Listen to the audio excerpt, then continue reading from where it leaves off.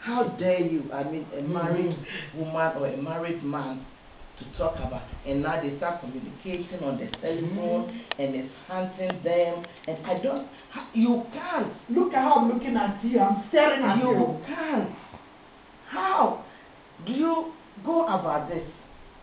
You know, so this where the man is married, the woman is married, and these two are now having telephone conversation. And their husbands can say anything, or their wives, and the community cannot say anything about it? They don't know. If you get closer, and then they open up a bit, oh my God, this is hunting me. When the husband goes to work, the telephone calls her. When the woman goes to work, the telephone calls. I had a drama about this, and the telephone calls I had at my home. It's, oh my God, Veronica, you talk about something. Really? This is hunting us, but how dare you? Is this a taboo? You can't, but it is there. This is the height of infidelity. Yeah. Wow. And you know, from pastoral, from religious point of view, it is very unclean. It's very unholy. It can draw the wrath of God. Yeah. And even from cultural point of view as well, it is unclean. From societal norms as well, I think it is unclean.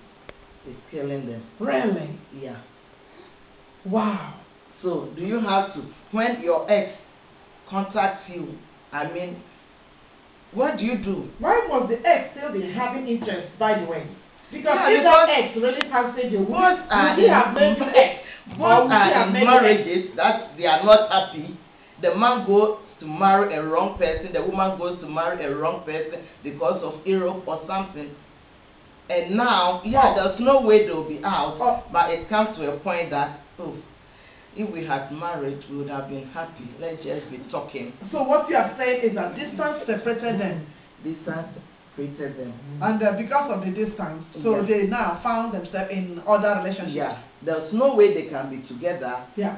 But, it's something that is there. It's not, you don't have to talk about this. But you get close to the women, you get close to the men, because we did a show on this, and my sister. Yes. It was terrible. It was terrible. And they were harassing you. The telephone calls. They say you're opening up something. If many Van de Kamp will get them, that's another thing. Really? Yeah. Well, if you are out there and you are practicing this, it is not good.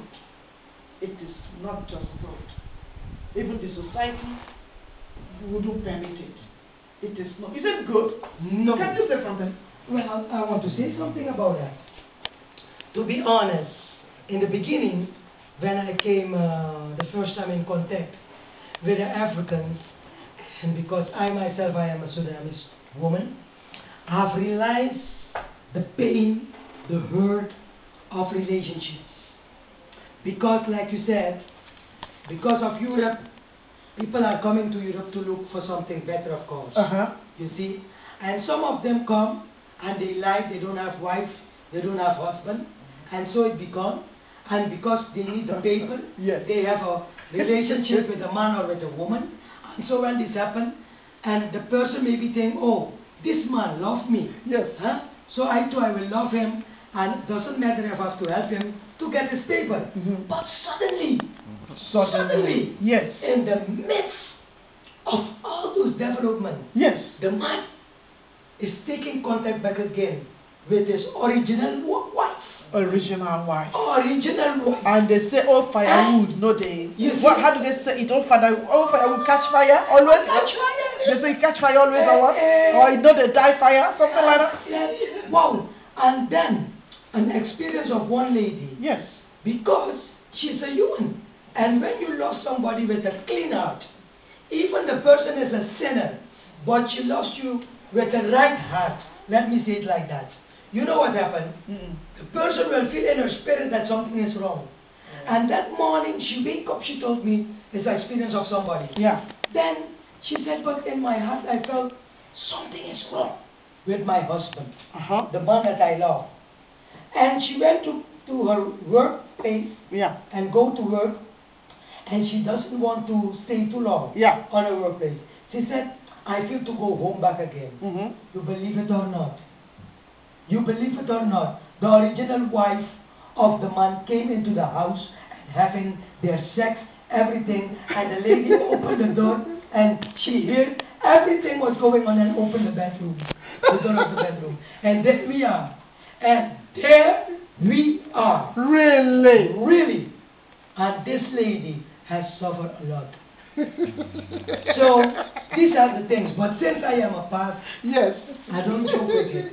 So that's why when I have fellowship with my African brothers and sisters, I let them to know, listen. Yes. Europe is not the heaven. Europe is just a country. Yes. It is like when you go to United States. It is a country to give you a chance to make your dream maybe come into fulfillment. But if you are coming into my fellowship, I will always ask you, is it really the will of God that you may stay here? I even like a Sudanese woman that has much better right than the African people. Yeah. I never forced God to stay in this country. When I came, I asked him, could I stay, Lord?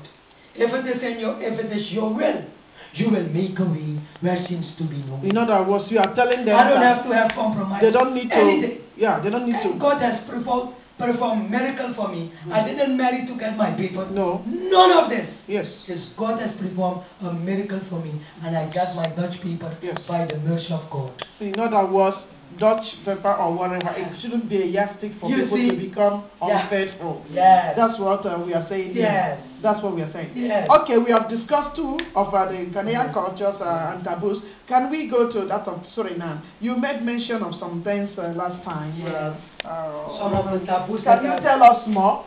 Yes. Today I want to address one of the issue, one of the taboos in my country. Yeah. I will address on the women today. Women today. You have women, Sudanese women, that by incest in their life, they conceive or get birth, and they are ashamed to tell the children who their father is.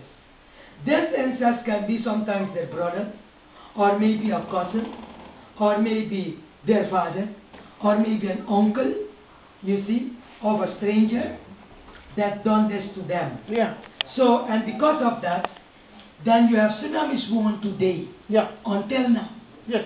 They are still alive. They are still alive. They don't want to tell their children who the father is. And this has hurt and be painful for the children. You know, as a woman of God, I have come in contact with thousands of people with this sort of case by this 18 years being in the ministry. Why is this so common? Because I preached even a sermon, or I preached messages on this particular topic. Yes. That I believe that you're supposed to let a child, no matter what, know who gave birth to this child. Yes. Or no account with any child be denied. Even the ones we call pastors, they still have fathers. Yes. So why are we not bold enough? And if we have come and we have become renewed in our mind, and even if we are not renewed in our mind, because of the 21st century mentality, it becomes obvious that you need to let a child be himself.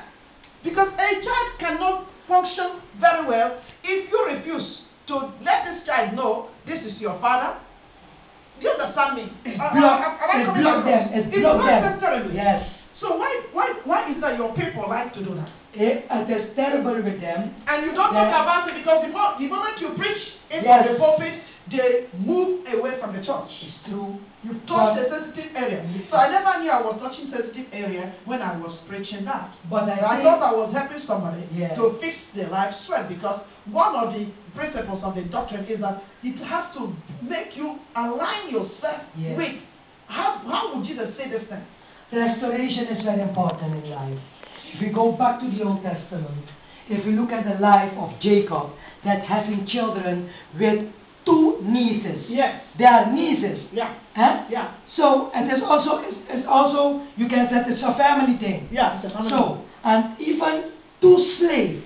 Yes. Yes. The slave of Leah and the slave of Rachel also conceived from Jacob.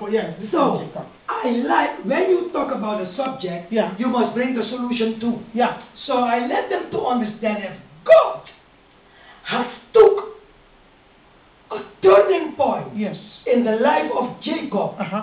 by took all the 12 sons as the tribe of the 12th tribe of Israel. Okay. That means God is turning the point. Okay. You see, He's returning the thing that was not good there. Yeah. You see, Yeah. but because they are children of One Jacob, man. Yes. God knows how to return it. Yes. How to take something negative, Yeah. return it into something positive. Exactly. And so God has taken His mind how to restore the life of Jacob, Uh-huh. how to lift him up in the midst.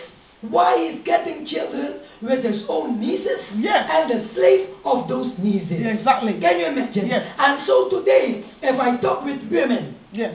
you see, Yeah. that they are going through this, I said, listen, shame for what? Yeah. You better be open in this. I think it's better to be And open. to do so, Mhm. you will help yourself and help your child. Because to be open means you are ready to tell your wounds that, listen, I'm going to put some medicine on you, Yes. so that you can get healed. Exactly. And that's So that is restoration. and as long as they are not open to talk about it, they will continue to sustain wounds. And the block will be there. And the guilt will and it can continue. repeat himself back again. And the guilt will continue. Yes. And they will be entertaining hurt. That's So they've it. not allowed even the long time Yes. to deal with it, or Yes. neither have they allowed God as well to Yes. deal with it. That's So it. they are trying to handle it by themselves And in a that's- very it will consecutive not way. work. It doesn't work It at will- all. it- So it if you are a doesn't work. woman out there, open up and tell the children the truth. Every child has a father. Let them know who If it is your brother, Let if it is them your know. cousin, if it is your own father, Yes. if it is your uncle, Mhm. all these things what I'm telling you, many of them here, Yes. I have seen the experience of many women about this. Yes. I know a lady that her own father was having only sex with her. I know uncles that have sex with their own niece. Yes. I know cousins Yes. that has sex with their own niece. Yes. You see? Yeah. I know brothers that has also sex with their own sister. So and it's resulted to childbearing, yes. and that's why they can't talk about You see, it. and they get the child or sometimes children Yes. with them, and it is through this, they are so ashamed.